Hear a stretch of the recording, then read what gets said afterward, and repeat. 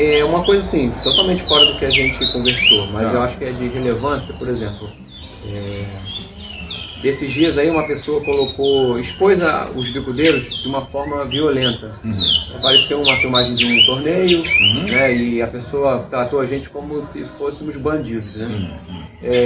Você que sempre foi um puxador, um criador, um cara disso há muito tempo, você acha que em algum momento na história do bicudo, algumas dessas condutas, manejos, foram de fato prejudiciais para os animais? Nunca. Olha, isso aí nunca foi prejudicial aos pássaros.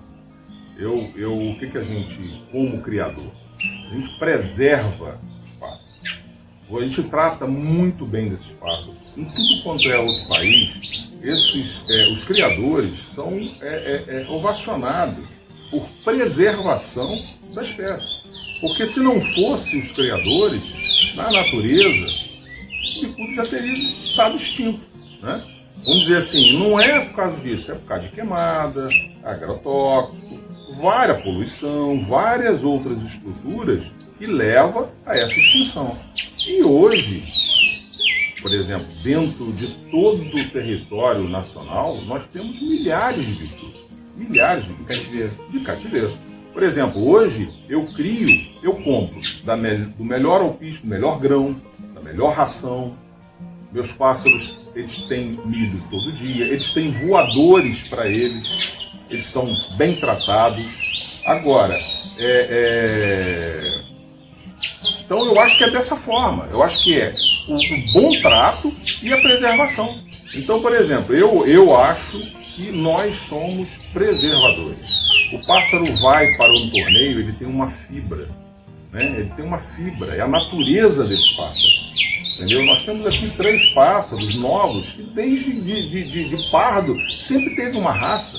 É um pássaro que canta, alegre. Interage também da mesma espécie. A gente tem toda uma estrutura para dar o que é de melhor. E a gente reproduz e procura preservar. Nós somos contra quem vai lá e traz do com certeza. Trabalho genético. Nós temos trabalho genético de 50 anos. Para que eu vou apanhar um pássaro na natureza? Isso de maneira nenhuma. Né? Então, isso de maneira nenhuma. Isso é uma coisa que já vem, o pássaro, há 1000 anos. Há muitos anos. Todo ser humano precisa de uma cultura, uma coisa cultural. Então, de maneira nenhuma, eu acho que isso é uma temeridade. Eu acho que não é por aí. Entendeu? Eu acho que as pessoas, antes de falar qualquer coisa, têm que conhecer. Eu acho que a primeira coisa, conhecer toda essa situação para poder falar alguma coisa. Sim, concordo. Eu também acho que foi de grande covardia, né, colocar a gente expor a gente como se fôssemos bandidos, porque na verdade, como você falou, eu realmente considero a grande maioria dos bicudeiros heróis. Eu não vou falar todos, porque nem todos são bicudeiros em tempo integral, né? Tem um cara que tem 1 ou 2 bicudos na varanda, mas um cara como o Salvador, que deixa abre mão de diversas coisas na própria vida, em detrimento dos pássaros, eu acho que a gente não pode ser, por exemplo, tratado de uma forma que não seja respeitando as nossas escolhas, inclusive de tentar prevalecer e permanecer com esses pássaros, né? Com certeza. Vamos dar sequência. Então, ó, não é você que tá vindo, bateu aqui no canal, para você que bateu aqui no canal, não entende por que a gente está falando de pássaros. Entenda a primeira coisa, gente, em primeiro lugar, acima de tudo é a preservação dos pássaros. Acima de tudo é a preservação da espécie dos pássaros. Em segundo lugar, porque a gente ama essas coisas. Não é para o nosso ego, não é para o nosso conforto, não. Porque muitas das vezes a gente abre mão do nosso conforto, do nosso ego, em detrimento dos pássaros. Então não tem como você que está de fora achar que o bicho está gritando de agonia na gaiola e você está considerando um canto. Não é. A gente sabe que o bicho interage com a gente porque ele acorda de manhã e só pelo fato de me ver me chama. E os meus passarinhos são isso. Eles se comunicam comigo como o seu cachorro faz com você. Né? O fato de ele estar em uma gaiola é porque o passarinho, na natureza, ele se considera livre, ele é um animal livre, só que os nossos animais são de cativeiro. Eles não nasceram na natureza, nós não fomos lá no mato, pegamos um bicho e temos dentro da gaiola. Eles nasceram na nossa casa, de maneira que se você pegar um passarinho desse aqui e soltar, ele tem 1 dia de vida. Porque ele não vai saber onde vai procurar alimento, ele não vai saber onde procurar água, ele não vai saber se interagir com outros pássaros da natureza e provavelmente o primeiro gavião que encontrar com ele vai ceifar a vida dele. É isso mesmo. É isso mesmo. Muito rápido. Pois é, então assim, um animal nunca teve contato com um meio ambiente externo, ele não sabe o que é viver fora da gaiola. Então ele não tem uma agonia, uma depressão de falar assim, poxa, eu estou preso. Ele não tem isso, a casa dele é o espaço dele. Isso mesmo. Né? Então ali ele tem todo o conforto, a gente se preocupa com boas gaiolas, com bons polícias, com boa alimentação, para ele ter uma vida muito digna, muito confortável. Higiene perfeita. Pois é, e assim, pelo fato deles nunca terem sido introduzidos à natureza, né, eles nasceram em cativeiro, para eles não faz a menor diferença. Por isso que eles interagem tão bem com a gente. Então eles gostam da gente, macheia pra gente, chia ratinho pra gente. Engraçado, eu me lembro do passarinho, portento, um passarinho muito famoso, portento. Muito. O portento não podia ver Ney. Ney de Magé. Onde ele viu Ney, disparava pro Ney. Mas você precisava ver do primeiro dono dele. Era uma coisa absurda. Entendi. E eu mesmo, eu esqueci o nome dele, era delegado. Eu mesmo tive um curió quando garoto, que as pessoas me tiravam de perto na hora da marcação. Porque quando o pássaro me via, ouvia minha voz, ele ficava louco, ele infemava, ele cantava, ele ficava desesperado. E eu me lembro disso, o pessoal chegava, sai daqui, Salvador, sai daqui. É engraçado, mas era, porque ele se identifica. Sim. Por exemplo, se a gente vai no criatório, você vai entrar, eu entro, eu mexo com eles, faço tudo. Quando chega outro, eles se batem, eles têm medo, entendeu? Então se identifica com aquilo. Eu tenho uma pessoa aqui que traça para mim, até por causa do meu tempo, ela vem de segunda a sexta, todos os dias, troca fundo, água, milho, a limpeza, tudo. Ela entra, eles conhecem, ela conversa com ele, ela canta para eles, ela bate papo, isso é muito importante, muito legal. Enfim, entendeu? vai muito além de um animal silvestre e vai muito, muito além de um animal capturado. Isso aí. É um animal de cativeiro, muito bem cuidado. Então, para você que chegou agora, não pensa mal da gente não. Porque a gente, na verdade, deveríamos ser considerados heróis da preservação. Porque provavelmente essa espécie e muitas outras que hoje são cultivadas em cativeiro, elas estão correndo risco de extinção. O próprio bicudo corre risco de extinção. Corre risco de extinção na natureza, porque o passarinho que está solto está sendo violentado pelo agrotóxico, pelas queimadas, coisas que ele já acabou de abordar aqui, não preciso voltar a esse assunto. Tá? Então, um pouco mais de respeito pela nossa classe, um pouco mais de respeito pelos nossos bichinhos. Sassá, eu sei, provavelmente muita gente não, mas grande parte das pessoas daqui sabem. Duas pessoas fazem grande parte da história do seu plantel e também da sua figura como criador, eu imagino disso. Um eu não tive muito contato, mas outro é um cara que eu amo de paixão, é meu amigo Betinho, e o outro cara é o Severino. Com certeza. O que você tem para dizer em relação a esses dois indivíduos? Vamos para relevância falar em relação aos bicudos, né? O Betinho foi e é um grande criador de bicudos. Ele é responsável por toda essa situação hoje que nós temos em relação aos SIGs, entendeu? Em relação aos exames. Isso é extremamente importante hoje. Hoje, quando se fala em SIG, em quadro genético do bicudo, você tem que falar em Betinho. E o Betinho, por que isso do Betinho? Porque ele fez disso uma condição da sua criação, de saber o que ele está criando. Eu acho que é importante, né? O pai, a mãe, quando ele sai algum pássaro do seu plantel, as pessoas vão ter esse quadro genético. Isso é muito importante. O meu primeiro galador, né, de qualidade, eu adquiri do Betinho, né? E hoje está aí comigo até hoje, que foi um filho do Radar, né, o Olhar 43. E adquiri outras fêmeas também, do Radar e do Águia, que são os dois filhos do peão que ele criou esse período todo. E aonde ele apurou muito a raça do peão, que é uma raça que eu gosto. Eu gosto de um pássaro que é filho de um bicudo que foi, para mim, o maior bicudo de todos os tempos, foi o Sobe e Desce, né? E em cima da fêmea, que era a rainha, né? Que era a fêmea desse bicudo, que é onde deu o peão, que deu a princesa aí de toda essa geração. Então, o Betinho é meu amigo particular, gosto muito dele, e ele, como criador, no meu início agora de retorno, foi dele, né? Eu peguei esses pássaros dele e ele me ajudou, me deu muitas dicas desse período que eu passei fora, na época de estudo e tal. E outra pessoa foi o Severino. O Severino eu conheci de garoto. Eu era pequeno, o Severino chegou com aquela Kombi grande, né? Que chegava e tal, e aquilo era cheio de curió, de bicudo. Eu me lembro como se fosse hoje, né? E uma figura, era um comediante, uma pessoa maravilhosa. Eu sempre gostei muito do Severino, sempre me tratou muito bem. E aí depois, agora também, eu adquiri uma fêmea dele, né? E um macho. E infelizmente o Severino veio a falecer, né? Veio a falecer e em conversa com a dona Luzia, né? A dona Luzia me cedeu os pássaros, que era a criação fechada que o Severino fez. O Severino, ele foi o que tirou a maior quantidade de filhos do peão, né? E aonde ele preservou a raça, o sangue do peão, né? Então hoje, se você procurar boa parte dos pássaros de raça, de roda, né? Vai ter lá o sanguezinho do peão, que é um sangue que eu acho que todos querem no seu criatório. É aquele sangue de qualidade que todos pensam em fibra, que é um sanguezinho do peão para colocar na sua fibra. Precisa ter para o melhoramento genético dentro da parte da fibra.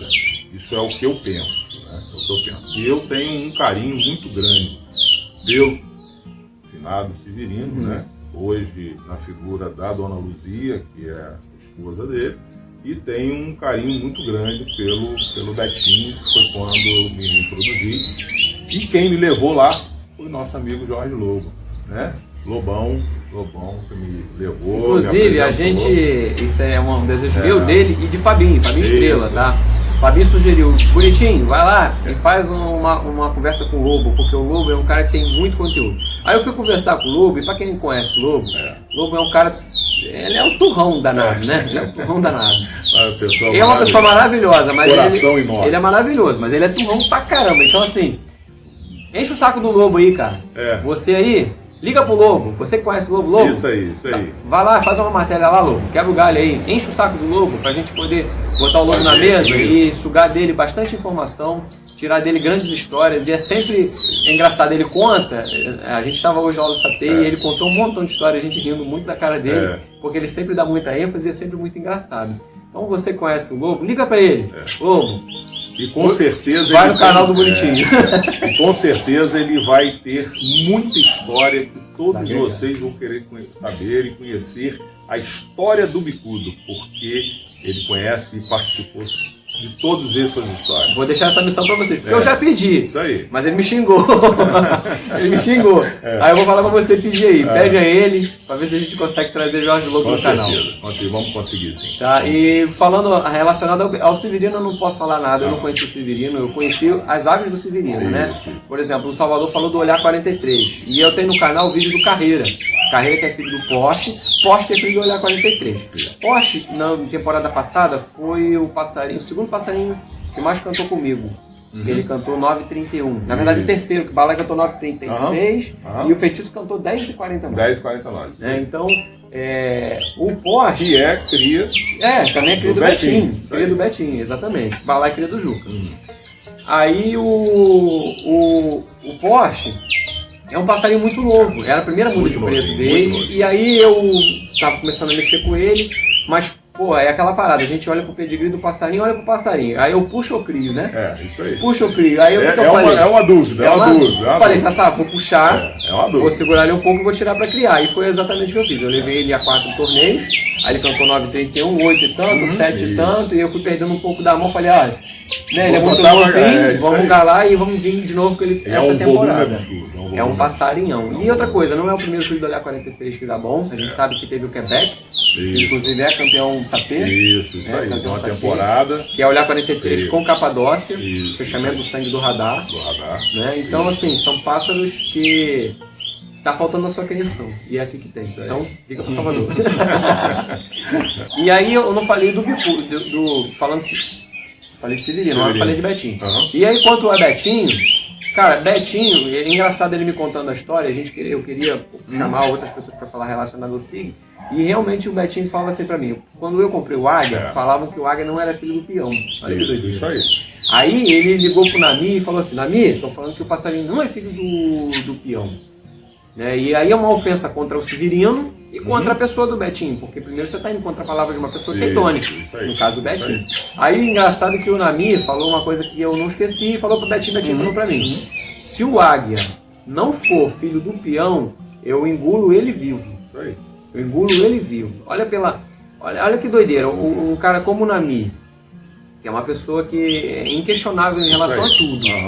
Com certeza. Se mostrar capaz de fazer tal barbaridade é porque ele estava de fato comprometido com aquela informação que era real. E aí o Betinho correu atrás de todos os meios possíveis de provar que o Águia era filho do peão. E aí foi onde ele entrou em contato com a Unigen, que hoje todo mundo fala de Unigen. E aí ele, em contato com a Unigen, conseguiu fazer com que a Unigen se comprometesse com os bicudeiros, se comprometesse com aquela causa, contratando funcionário novo, disponibilizando toda uma... que tinha de melhor na parte genética. Sim, e aí começou a fazer exame de DNA em passarinho, cara. Entendeu? Então assim, isso foi o quê? Vamos colocar 15 anos atrás? 10 anos atrás? Mais ou menos isso. Eu não sei ao certo quanto tempo tem isso, mas olha só. Falando de DNA 10 anos atrás já era bizarro. Né? E imagina DNA de passarinho. DNA de passarinho. Então isso agregou muito no meio do passarinho, porque trouxe pra gente credibilidade. Com certeza. E provou que muito criador aí realmente enganava a gente. Com certeza. Né? Teve muita gente que foi expelida desse nosso meio. E hoje ninguém mais pode fazer dessa artimanha. Não pode. Porque hoje está lá no papel. Isso aí, no preto e no branco. No preto e no branco. Acabou. Não tem conversa mais. Galera, eu vou levar vocês para conhecer a criação do Salvador. Eu acho incrível, eu acho maneiraça, porque é toda baseada na linhagem do peão. Né? Peão, para quem não sabe, peão campeão nacional? Peão foi 3 vezes campeão nacional. 3 vezes campeão nacional, sobe 10, 7, né? 7. Então, assim, campeão, filho de campeão, e aqui você vai ver neto sobe 10, tem algum não, né? Eu tenho 3 filhos do sobe 10, do peão, 3 são netos do sobe 10. Que são netos do sobe 10. Eu tinha as 2 fêmeas que veio a falecer, que era a Lili e a Angélica. Sim, tudo novinha, né? Tudo, isso. E tenho toda essa genética de parentesco delas, né? Hoje, dentro da minha casa, praticamente eu tenho quase todos os filhos do peão. Genética de quase relacionada a sangue, né? Relacionada de quase todos eles. Qual que não tem? Olha, eu acho que, vamos dizer assim, eu tenho, se eu não tiver daquele determinada espécie, eu tenho de um irmão, né? Então, por exemplo, a gente tinha aí vários galadores, eu tenho do Cacá, eu tenho do Falcão, eu tenho do Cometa, eu tenho do Água na Boca, eu tenho da Lili, eu tenho da Gigi, tenho do Juba, da Angélica, da Baronesa. Então tenho aí vários outros que ainda não estou nem me recordando. Esses nomes que eu falo aqui são de filhos do peão. Filhos do peão. Todos filhos do peão. Então assim, onde eu encontro essa quantidade de a relíquia, de coisas do peão, né? Eu só conheço essa quantidade de coisas do peão na casa do Betinho, que é meu amigo. Então às vezes eu vou lá, vejo os passarinhos, eu sei que tem isso lá. E aqui na casa de Salvador. E eu acho que em mais nenhum lugar você encontra tão concentrado. Óbvio que você encontra aberto, com outros sangues, com o choque de outra genética, até mesmo na raça sobe 10, mas concentração de sangue do peão, para mim, hoje, aqui que é um antigo trabalho do Severino, misturado com o trabalho do Betinho, e na casa do Betinho, que é exatamente a mesma causa daqui, né? O trabalho do Severino misturado com o trabalho do Betinho. Isso aí. Né? E assim, para quem não sabe, Betinho foi o passarinheiro que criou o passarinho chamado Fiel, que hoje, no cenário nacional, está figurando entre os 3 melhores bicudos. Tá? Eu não vou dizer os outros, porque aí vai que eu falo alguma coisa, né, que não tem cabimento, mas com certeza o Fiel está entre os 3 maiores raçadores do Brasil, tá, nesse momento. E hoje se encontra lá no Criador Linhares, nosso amigo Romeu. Forte abraço, Romeu. Boa sorte para você, meu irmão. Isso aí. Vou lá mostrar para vocês a criação.